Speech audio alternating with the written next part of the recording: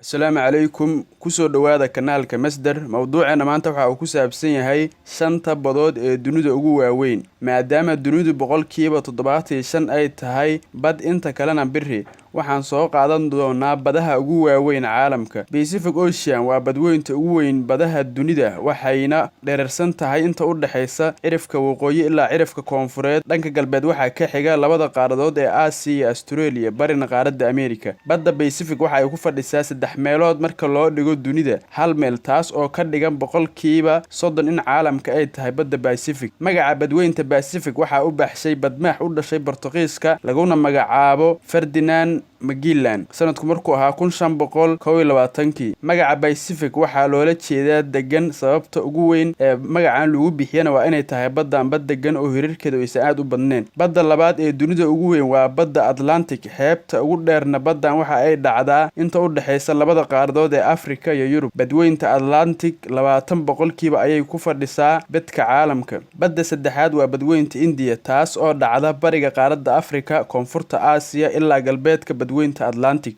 baddan waxa ay ku jirtaa kaalinta saddexaad marka loo fiiriyo baaxadda ay ku fadhiyaan badaha caalamka waana badda saddexaad ee dunida ugu weyn baddan waxa ay u dhaxaysaa qaaradaha Afrika iyo Australia qaaradda Afrika oo ay baddan dhacdo dalalka ugu xeebta dheer waxa kamid ah dalka Soomaaliya badda afraad ee caalamka ugu weyn waa badweynta koonfureed loona yaqaan Antarctic waa mid kamid ah shanta badood ee waaweyn taas oo dhaca meesha koonfur ugu xigta dhulka marka laga hadlayo baaxadda ama weynanka badaha waaweyn waa badda afraad ee caalamka ugu weyn marka ugu horeysay taariikhda ee la ogaaday baddan waa